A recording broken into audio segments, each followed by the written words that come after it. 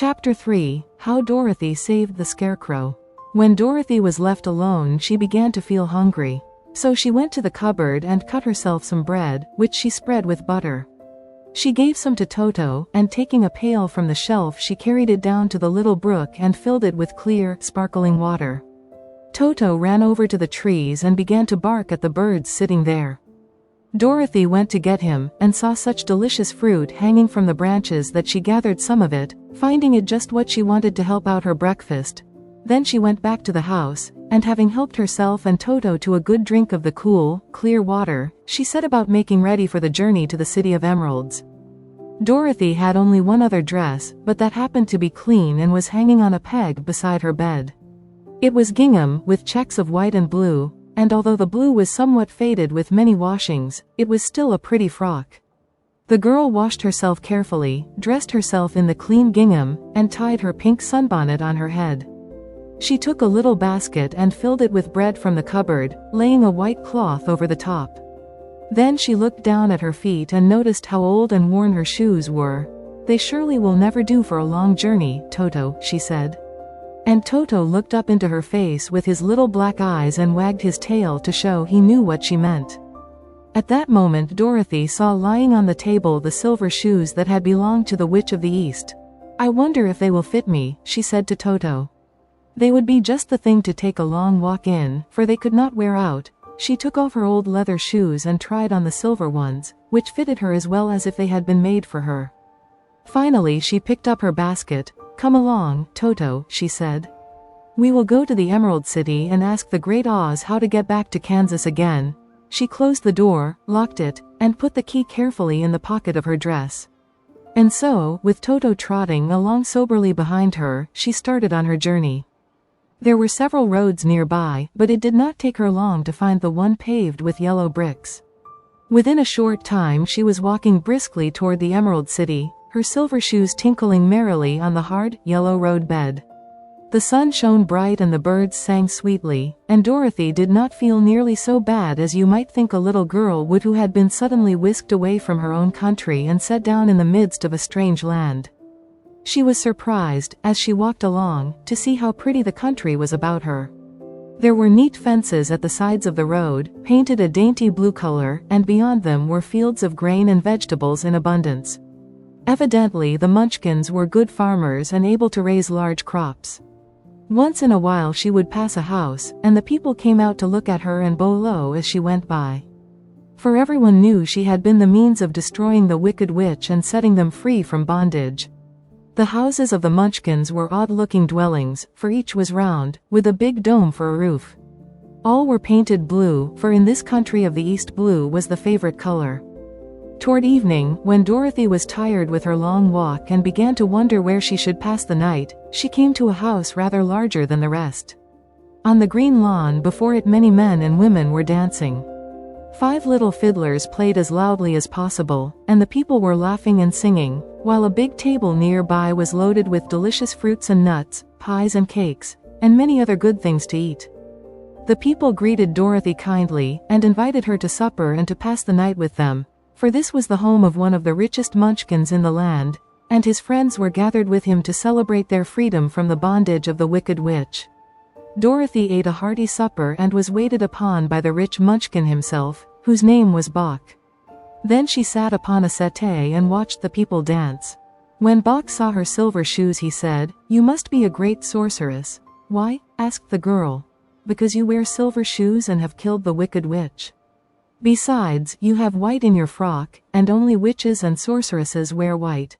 "My dress is blue and white checked," said Dorothy, smoothing out the wrinkles in it. "It is kind of you to wear that," said Bok. "Blue is the color of the Munchkins, and white is the witch color. So we know you are a friendly witch." Dorothy did not know what to say to this, for all the people seemed to think her a witch, and she knew very well she was only an ordinary little girl who had come by the chance of a cyclone into a strange land. When she had tired watching the dancing, Bok led her into the house, where he gave her a room with a pretty bed in it. The sheets were made of blue cloth, and Dorothy slept soundly in them till morning, with Toto curled up on the blue rug beside her. She ate a hearty breakfast, and watched a wee munchkin baby, who played with Toto and pulled his tail and crowed and laughed in a way that greatly amused Dorothy. Toto was a fine curiosity to all the people, for they had never seen a dog before. "How far is it to the Emerald City?" the girl asked. "I do not know," answered Bok gravely, "for I have never been there. It is better for people to keep away from Oz, unless they have business with him. But it is a long way to the Emerald City, and it will take you many days. The country here is rich and pleasant, but you must pass through rough and dangerous places before you reach the end of your journey." This worried Dorothy a little, but she knew that only the Great Oz could help her get to Kansas again, so she bravely resolved not to turn back. She bade her friends goodbye, and again started along the road of yellow brick. When she had gone several miles, she thought she would stop to rest, and so climbed to the top of the fence beside the road and sat down. There was a great cornfield beyond the fence, and not far away she saw a scarecrow, placed high on a pole to keep the birds from the ripe corn. Dorothy leaned her chin upon her hand and gazed thoughtfully at the scarecrow. Its head was a small sack stuffed with straw, with eyes, nose, and mouth painted on it to represent a face.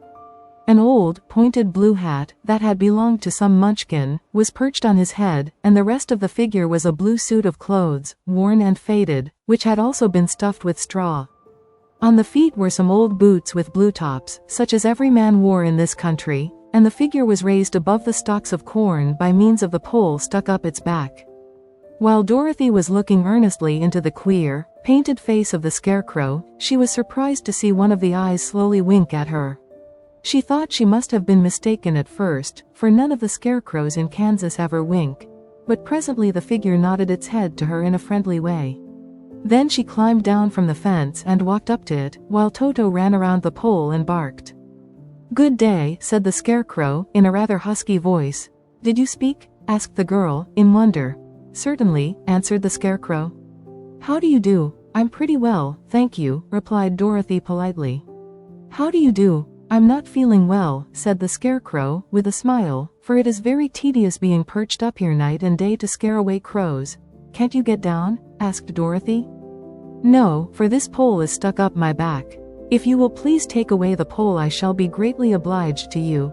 Dorothy reached up both arms and lifted the figure off the pole, for, being stuffed with straw, it was quite light. "Thank you very much," said the scarecrow when he had been set down on the ground. "I feel like a new man."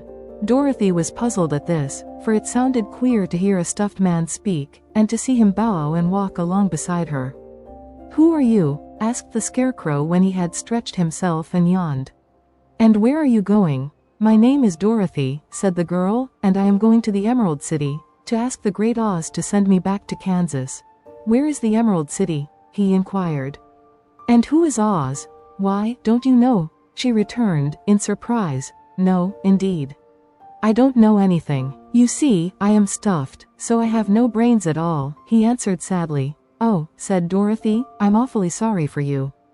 "Do you think," he asked, "if I go to the Emerald City with you, that Oz would give me some brains?" "I cannot tell," she returned, "but you may come with me, if you like.